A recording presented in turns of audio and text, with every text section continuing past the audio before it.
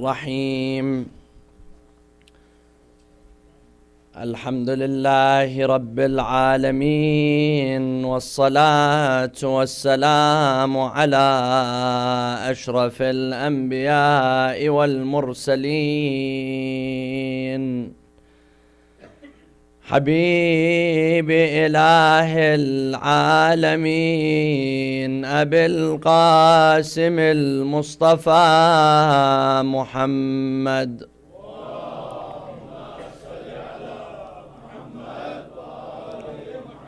وعلى أهل بيته الطيبين الطاهرين. صلى الله عليك يا رسول الله، صلى الله عليك وعلى أهل بيتك المظلومين. صلى الله عليك يا أبا عبد الله، يا رحمة الله الواسعة،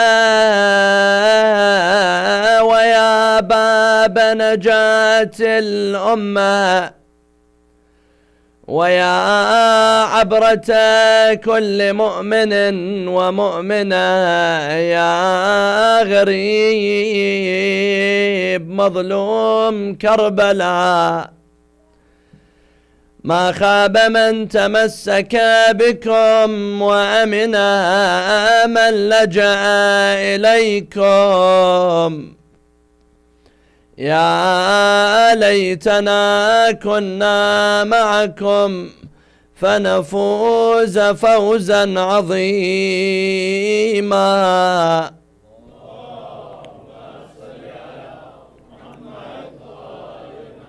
قال الله تعالى في كتابه الكريم: بسم الله الرحمن الرحيم: إن الذين آمنوا وعملوا الصالحات أولئك هم خير البرية. صلوا على محمد وآل محمد.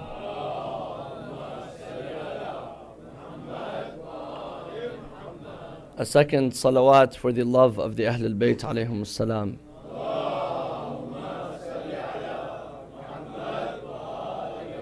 A third salawat for the love of Aba Abdullah al-Husayn alayhi salam.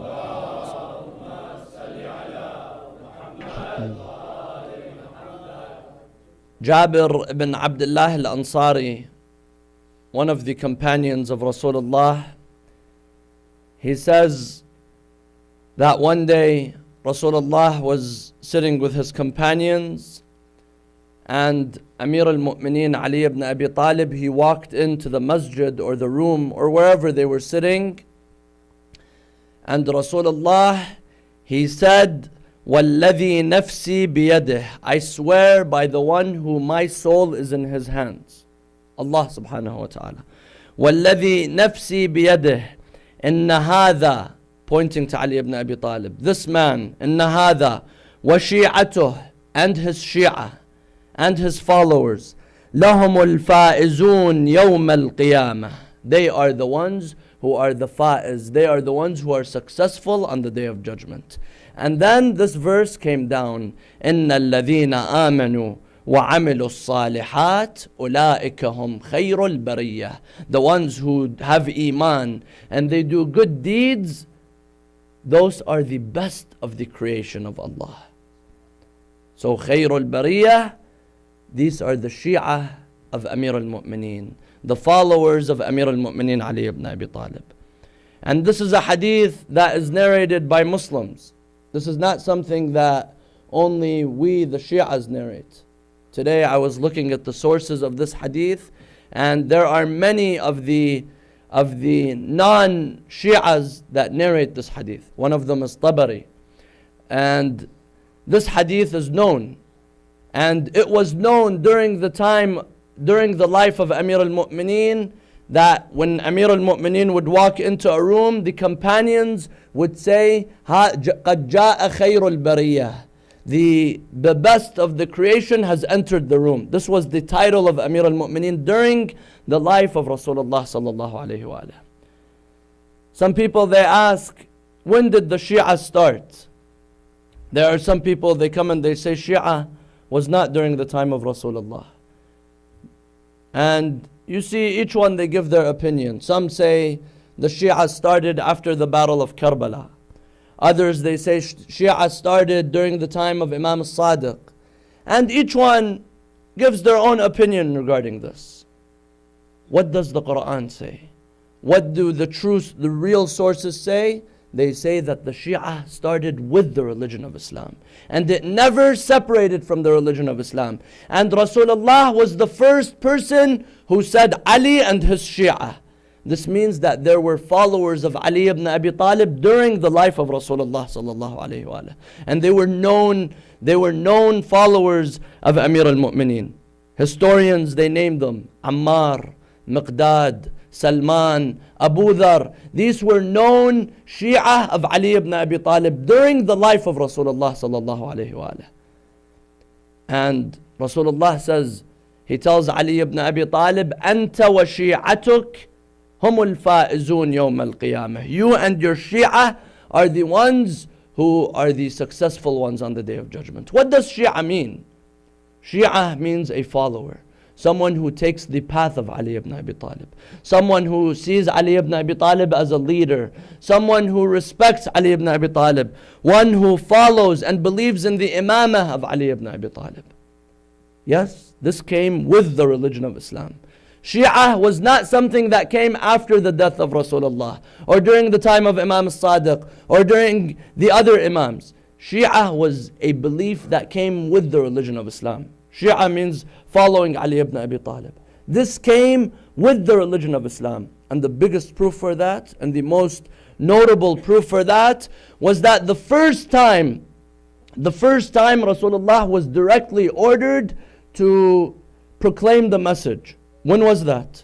That was 3 years after he became a prophet. After 3 years, Allah tells him, now you have to go and you have to deliver the message. How? Allah tells him, وَأَنذِرْ عَشِيرَتَكَ الْأَقْرَبِينَ. Warn your family members first. Go to your family, because the family, they are أَوْلَى بِالْمَعْرُوفِ. الْأَقْرَبُونَ أَوْلَى بِالْمَعْرُوفِ. When you want to start something, you start with your family. Start with your inner circle. See what the narrations say. Shia narrations and Sunni narrations. They say that Rasulullah, he gathered his family members, Bani Hashim. He cooked food for them. Then the next day he cooked food for them. The third day he cooked food for them. And he gathered them all of Bani Hashim. And then he tells them, I have brought you something. I have brought you a message that no one has brought his family. And he tells them about the prophethood. He tells them about Allah. He tells them about the Tawheed. And then he says, who out of you will follow me? Who out of you will believe in me? Who out of you will help me? And this person shall become my wazir. This person shall become my khalifa. This person shall become my wasi. This person shall become the imam after me. Go and look at all of the Muslim books. They mention this. Except some books, because of the hatred towards Ali ibn Abi Talib, they say this person will be kada wa kada wa kada. This person will be blank, blank, blank. The hadith is purposely left out, where the khalifa, the imamah, the wasiyah is left out. Who was it that day? Who was it that day that believed in Rasulullah? It was Amir al-Mu'mineen at a young age. At a young age he said, Ana ya Rasulullah, I will believe in you. Then Rasulullah, he tells his family members, then he is the Khalifa after me. He is the Wasi after me. He is the Imam after me. فَاسْمَعُوا لَهُ وَأَطِيعُوهُ. You all have to obey him. They began laughing and making fun of Abu Talib, the hadith says. They began making fun of Abu Talib, telling him, you have to obey your son. And your son is your Imam now. But this was the first time Rasulullah publicly went out and proclaimed the message of Islam, and immediately in parallel with that was the imamah of Ali ibn Abi Talib. When he tells them about Risalah, he told them about imamah as well. So this means that the Prophet delivered and he told the people about the imamah. This was one event. Another event that all of the Muslims unanimously agree on. Maybe all the other narrations, some can say, no, this proof is weak. It's not a very strong sanad. It doesn't have a strong proof. But no one can deny the proof of Ghadir. No one can deny that Rasulullah told Ali ibn Abi Talib and he made the Muslims give allegiance to Ali ibn Abi Talib on the day of Ghadir. It was something that all of the Muslims narrated. Between 100 to 120,000 Muslims attended on that day. There was no event during the life of Rasulullah that gathered that many people, except that last Hajj, that final Hajj, and that was when Rasulullah told all of the Muslims that Amir al-Mu'mineen is the Khalifa after me, and he said, "Man kuntu mawlah, fahada Aliyun mawlah." Whoever I'm his mawla, then Ali ibn Abi Talib is his mawla.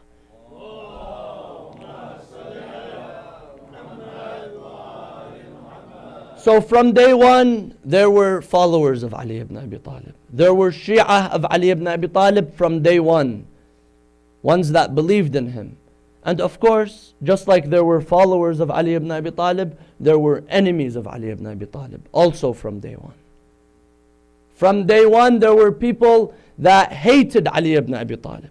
And this is why we have so many narrations, so many ahadith that Rasulullah says, Ali, the love of Ali, لا يحبك إلا مؤمن ولا يبغضك إلا منافق. Oh Ali, only a mu'min loves you and a munafiq hates you. Today I was also looking at this. I saw in Sahih Bukhari, it's mentioned. In Muslim, it's mentioned. In all of the sources, many sources, there was about 30 sources, all of them mention narrations like this, where Rasulullah says the love of Ali ibn Abi Talib is a sign of Iman, and the hatred of Ali ibn Abi Talib is a sign of hypocrisy. A person who hates Ali ibn Abi Talib, Rasulullah considers this person a hypocrite. Rasulullah goes further. Ibn Abbas, he says, we used to be able to tell if someone was a legitimate born child through the love of Ali ibn Abi Talib or the hatred of Ali ibn Abi Talib. He says, when we saw someone show so much hatred to Ali ibn Abi Talib, immediately we doubted in the legitimacy of his birth. This is because Rasulullah, he says, only a mu'min loves you, and ibn zina, a son of adultery, hates you, O Ali ibn Abi Talib. There is many proof regarding this. But from day one, there were individuals that hated Ali ibn Abi Talib, and until today, there are individuals that hate Ali ibn Abi Talib until today. Muslims were divided from day one because of Ali ibn Abi Talib. And until today, there's a great division because of one man, and that is Ali ibn Abi Talib. Why were the Ahlul Bayt oppressed? Why were the Ahlul Bayt abused immediately after Rasulullah?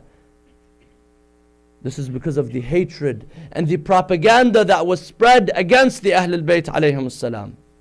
Allama al-Amini, the scholar who compiled a book, many volumes, by the name of Al-Ghadir, Mawsu'at Al-Ghadir.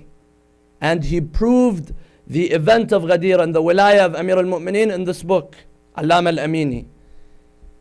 He mentions in his book that there was so much propaganda against Amir al-Mu'mineen during the life of Rasulullah and after the life of Rasulullah. He mentions that one day Muawiyah, he called Samarah ibn Jundub. Samarah ibn Jundub. This was a companion of Rasulullah. He tells him, "O Samarah, I'm in Sham right now, and these people of Sham, they don't know Rasulullah. They have not seen Rasulullah. So when they see a Sahabi, when they see a companion, they're going to listen to this person. They're going to respect this person. They're going to view this person highly. So I want you to go out in front of the people in Sham and tell them that this verse came down on Ali ibn Abi Talib. And the verse says, وَمِنَ النَّاسِ مَنْ يُعْجِبُكَ قَوْلُهُ فِي الْحَيَاةِ الدُّنْيَا وَيُشْهِدُ اللَّهَ عَلَى مَا فِي قَلْبِهِ وَهُوَ أَلَدُّ الْخِصَامِ. And from the people, there is someone who when you hear him speak, you see he speaks so beautifully. But in his heart, he's full of hypocrisy and he's full of hatred towards Allah. وَإِذَا تَوَلَّى, and when he becomes powerful, سَعَى فِي الْأَرْضِ لِيُفْسِدَ فِيهَا. Once he takes power, he will cause fasad. He will cause problems and oppression in the land. وَيُهْلِكُ الْحَرْثَ وَالنَّسْلِ وَاللَّهُ لَا يُحِبُّ الْفَسَادِ. And he will destroy the crops and the lives. And Allah does not like the fasad. وَإِذَا قِيلَ لَهُ اتَّقِ اللَّهِ, and when you tell him, have taqwa, fear Allah, أَخَذَتْهُ الْعِزَّةُ بِالْإِثْمِ. He says, no. He becomes arrogant. He tells him, oh Samara, go in front of the people and say that this verse came down on Ali ibn Abi Talib. Samara tells him, if I do this, that means I will be immediately taking myself to the hellfire. I will be lying to the people and telling them something wrong. So you have to give me money for this. So he says, I'll give you. What do you want?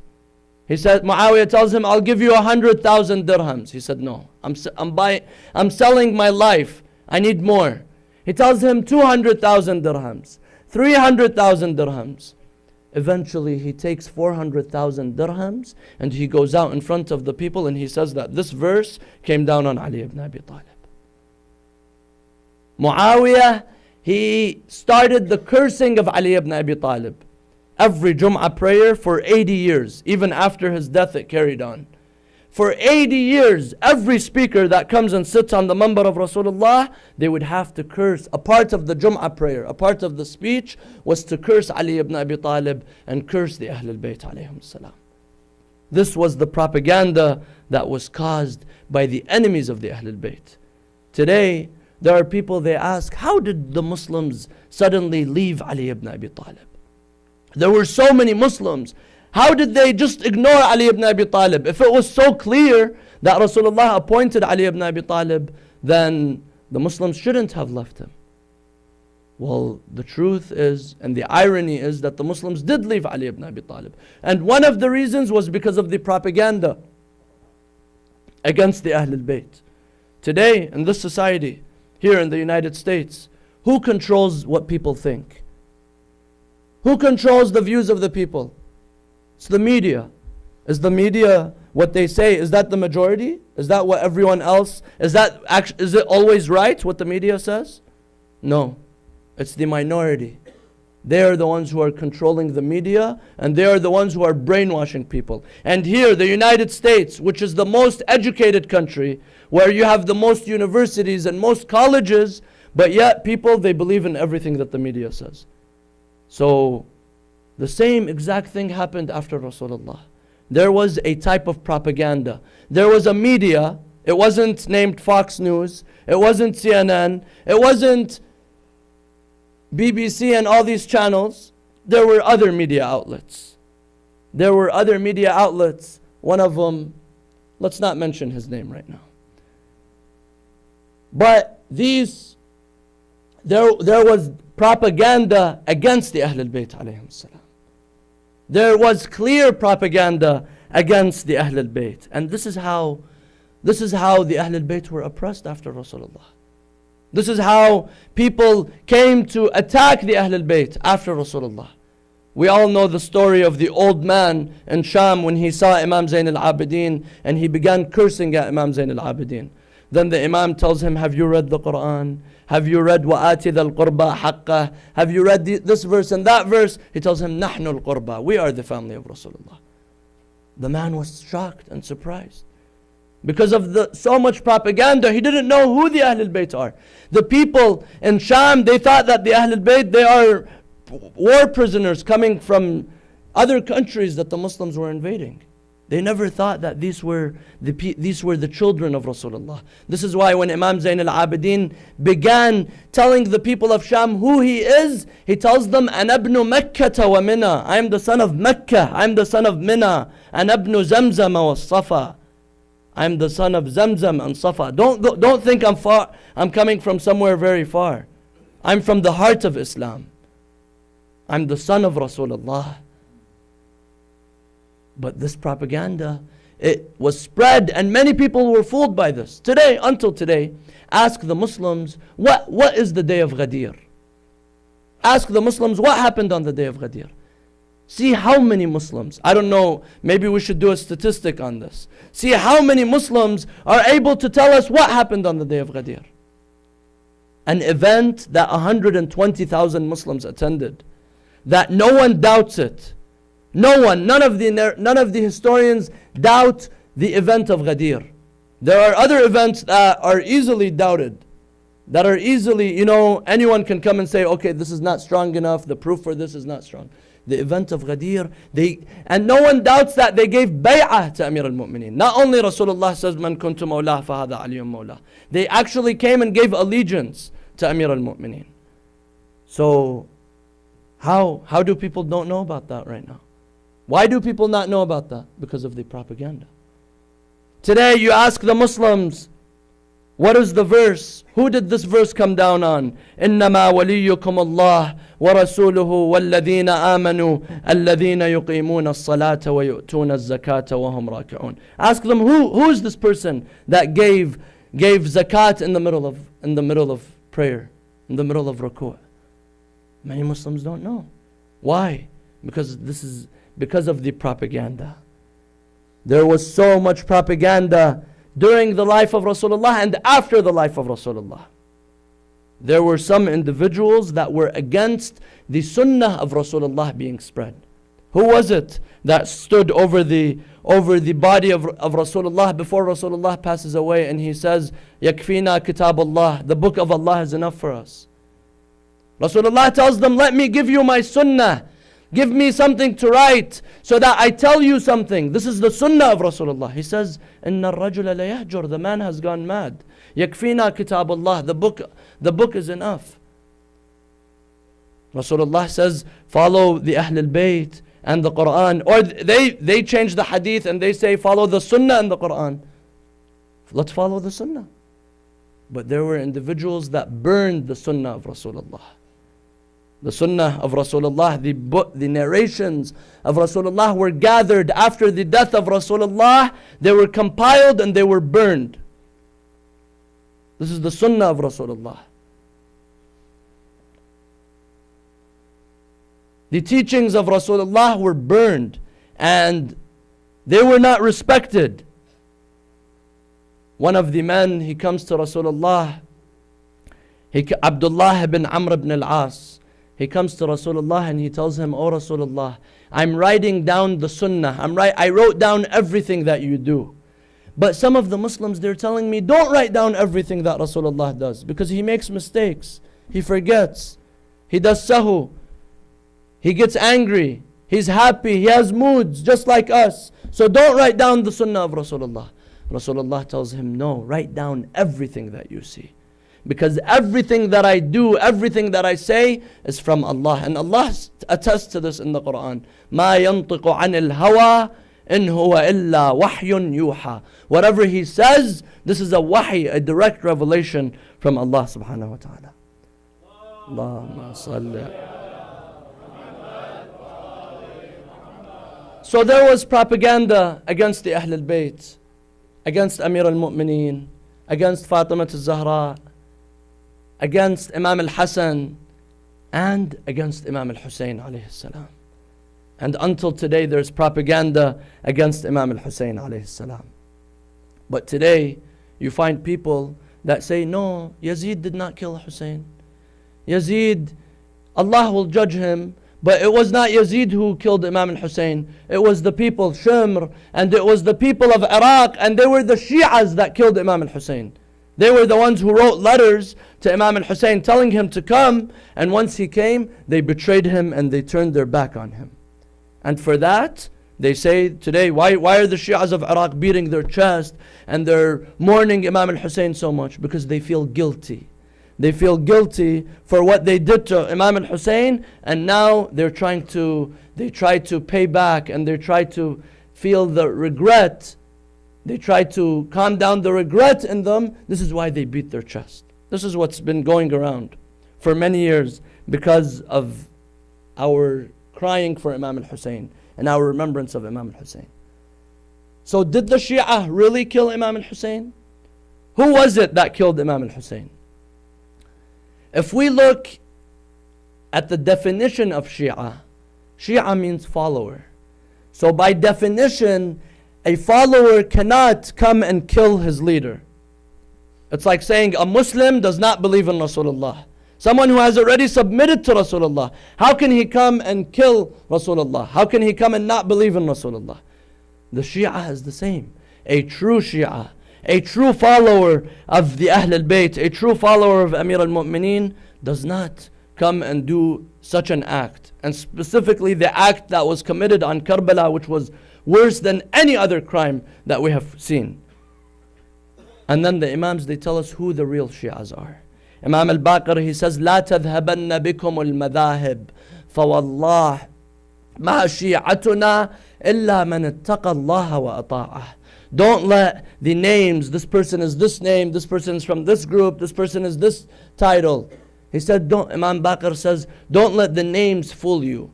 Wallah, our Shi'as, they are the ones who have taqwa in Allah. They are the ones who fear Allah and obey Allah. This is a true Shia. A true Shia is the one that Allah says in the Quran, إِنَّ الَّذِينَ آمَنُوا وَعَمِلُوا الصَّالِحَاتِ أُولَٰئِكَ هُمْ خَيْرُ الْبَرِيَّةِ. The one who has faith and the one who does good deeds. This is a Shia. If someone does not do these things, if someone does not have faith, if someone does not do good deeds, then this person is not a Shia of the Ahl al-Bayt. This person is not a follower of the Ahl al-Bayt. But historians, they say, the bottom line is that it was the people of Kufa that killed Imam al-Husayn alayhi salam. And they were the ones who came out to kill him. And the people of Kufa, they were all Shia at that time. And there was no single soldier from the army of Sham that joined the army of Shimr ibn al-Jawshan and Umar ibn Sa'd at that day. So that means it was the people of Kufa and it was the Shia that killed Imam al-Husayn. But first of all, Kufa, the city of Kufa, it was and it had some Shias during the time of Amir al-Mu'mineen. But after Amir al-Mu'mineen, it was not a Shia city. After the death of Amir al-Mu'mineen, after the martyrdom of Amir al-Mu'mineen, the city of Kufa was not Shia. And there were not many Shias left in the city. Because many of them were attacked. Many of them were oppressed by Muawiyah and his thugs. They would oppress the Shias. And many of the Shias were in prison during the time of Karbala. During the time of Ashura, many of the Shias were held. One narration says 12,000 were in prisons of Kufa at that time. One of them was Al-Mukhtar. He was also in prison. There were many of the followers of Amir al-Mu'mineen, they were in prison.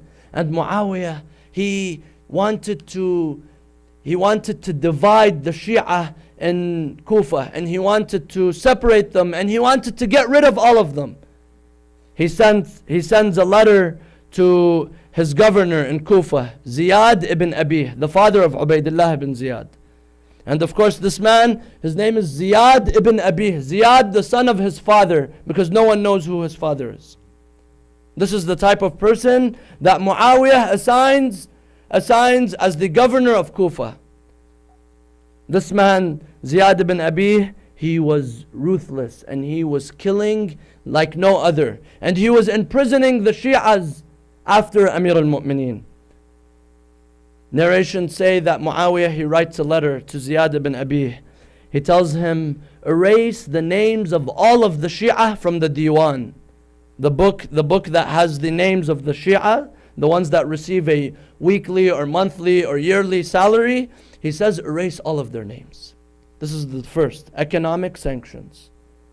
He has them and he is trying to have them die out of poverty, bring them low and bring their social status and their economic status low. Then he sends him another letter. This is what's recorded in history.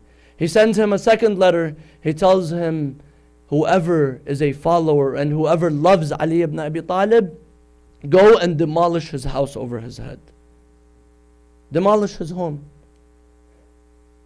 So that there is no Shias living in Kufa. He does not want a single person living in Kufa. And this is what he did. This is what he did to the companions of Amir al-Mu'mineen. Hijr ibn Adi, he was killed by Ziyad ibn Abi. Ziyad ibn Abi, he brought him, and of course Hijr ibn Adi, he was a Sahaba of Rasulullah. He was a companion of Rasulullah. No one can come, he's not a Tabi'i. He was one who saw Rasulullah.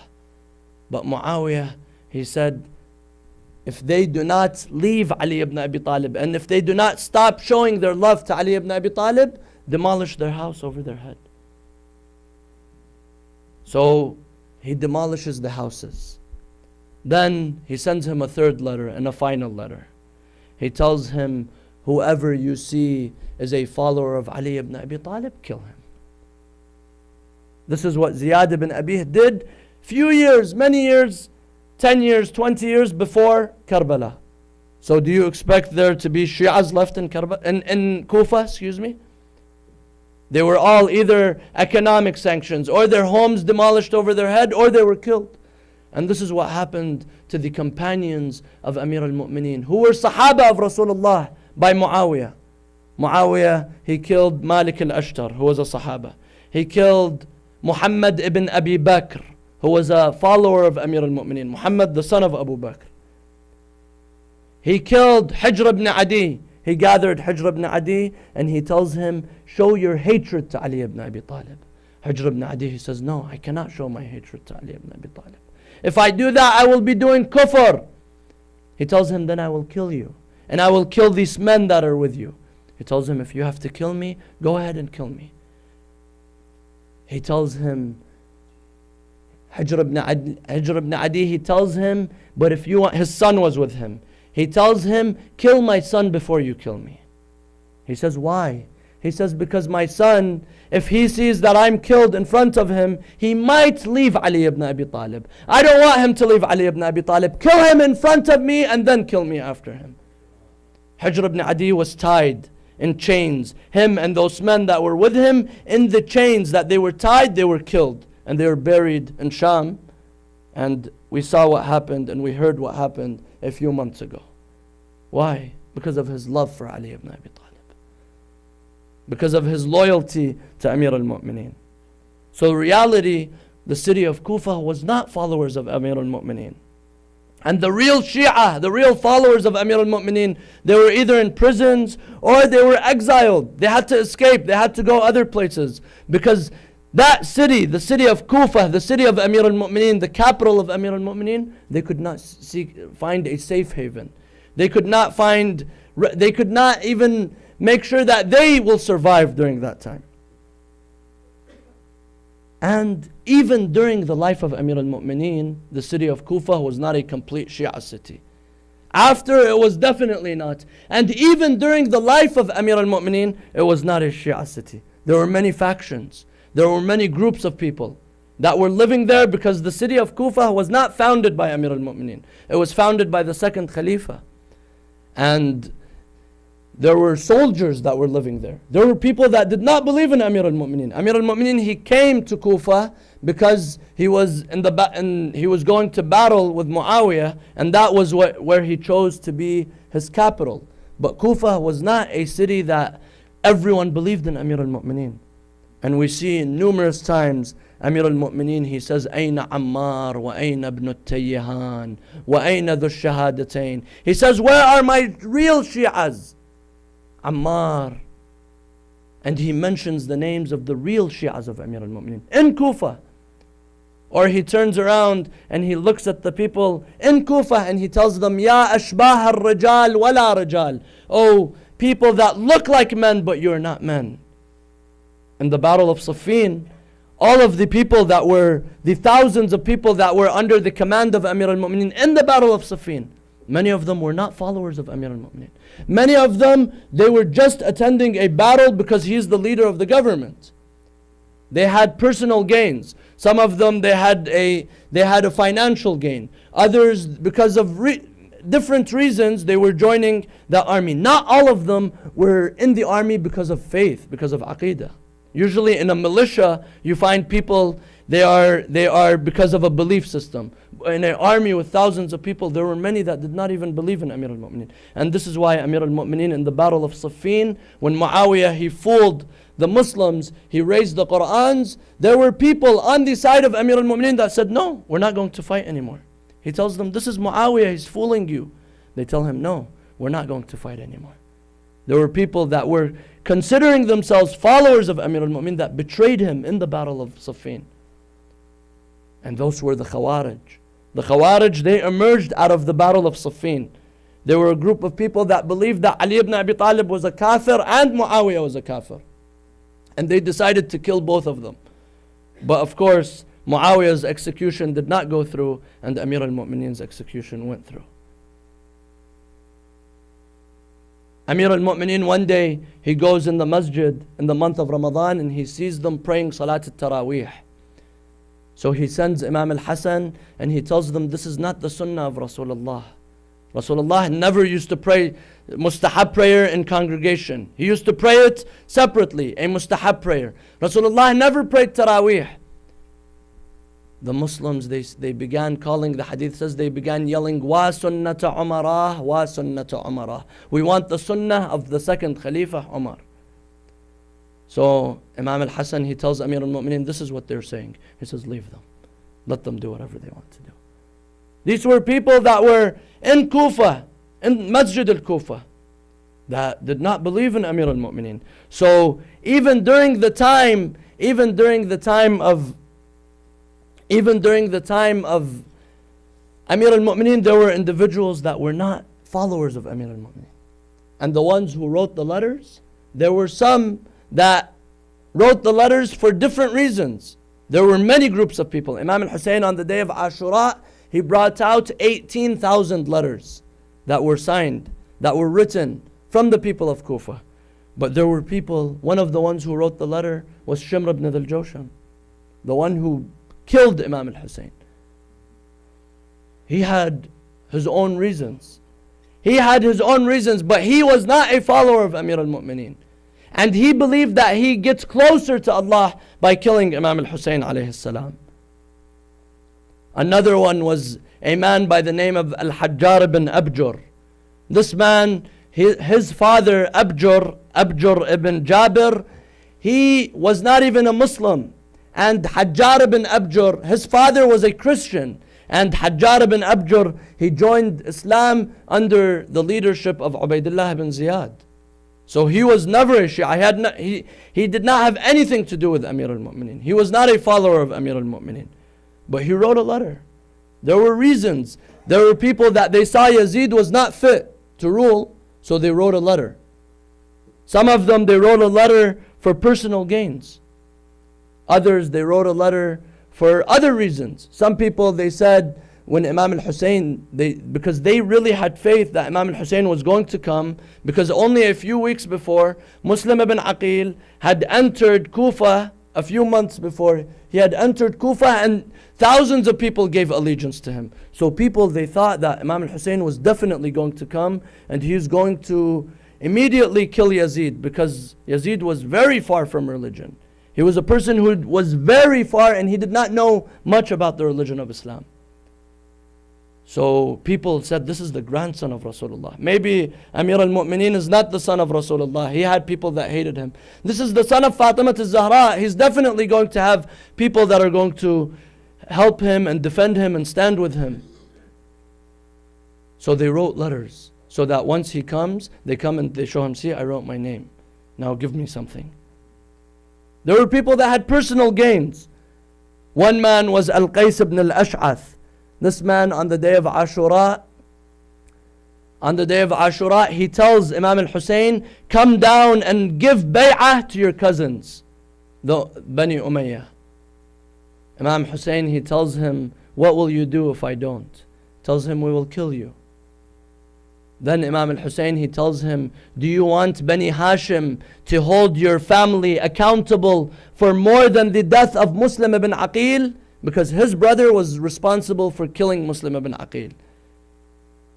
Is this a person who's a Shia? One who his brother kills Muslim ibn Aqil and he comes to tell Imam al-Husayn, give bay'ah to Yazid or else we'll kill you. Is this really a Shia? Is this really a follower of Imam al-Husayn? So people, there were many groups of people and they wrote letters, but not all of them were followers and not all of them believed. And some of them, yes, they knew Imam al-Husayn, he was the rightful Imam. But once Ubaidullah ibn Ziyad threatened them, or once he gave them money, they betrayed. And that is not a real Shia. A real Shia is one who stays and stands for his beliefs. On the day of Ashura, Imam al-Husayn, he tells them, they tell Imam al-Husayn, نَقْتُلُكَ بُغْضًا لِأَبِيكَ, we are killing you because of our hatred to your father, Ali ibn Abi Talib. This is what they tell Imam Husayn. In the Maqtal, Imam al-Husayn, he goes to pray. A man, he tells him, your prayer is not accepted. He tells Imam al-Husayn, your prayer is not accepted. Is this really a follower? Is this really a Shia? One who tells Imam al-Husayn, your prayer is not accepted? They were Shias. But they were Shias of a different group of people. And Imam al-Husayn, he says, which group of people? And who they were the Shia of. Shia means follower. Imam al-Husayn, he tells them on the day of Ashura, Ya Shi'ata Ali Abi Sufyan. You are the followers, you are the Shia of Abu Sufyan and the family of Abu Sufyan. He tells them, Ya Shi'ata Ali Abi Sufyan, in lam yakun lakum deen, wa kuntum la takhafuna al-ma'ad, fakunu ahraran fi dunyakum. If you do not have faith, and if you do not believe in Allah, at least be free men. Why are you gathered here to kill me? What have I done to you? Have I stolen money from you? Have I oppressed you? Have I killed any of your men? Have I done anything? These men, they were gathered to kill Imam al-Husayn alayhi salam. These men, they should not even be called Muslims, let alone be called Shia. They should not even be called Muslims, believers. A group of people that gather to kill the grandson of Rasulullah.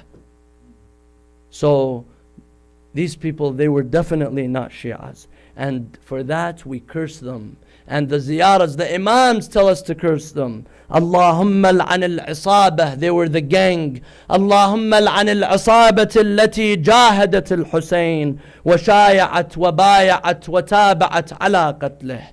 Allahumma al'anhum jami'a. These were a group of people that rebelled against Islam.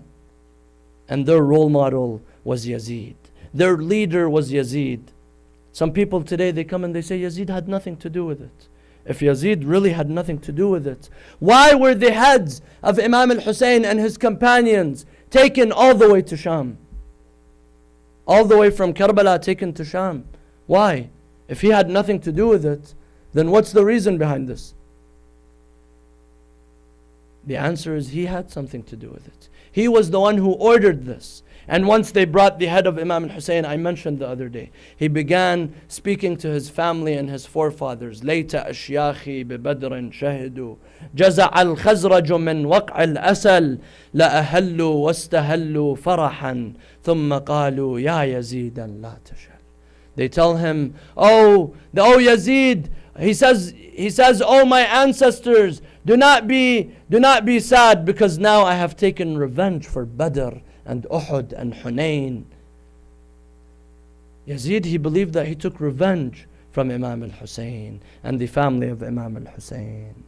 Now let us turn our hearts to Karbala, where on a day like this, the 11th of Muharram,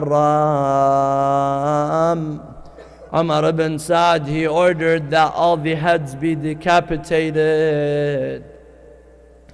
They go to the companions one after the other. They begin decapitating the heads. Each one, each tribe, each group of people, they're looking for one head so that they can go to Ubaidullah ibn Ziyad and maybe he will give them money. There were one person, he takes the head of Qasim, another takes the head of Ali al-Akbar, the brothers of Abbas, Habib ibn Mudahir, the companions.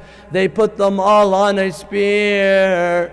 But there was one person who did not have a prize. He did not have anything to take. So he goes, he searches next to the camp, next to the tent of Imam al-Husayn alayhi salam.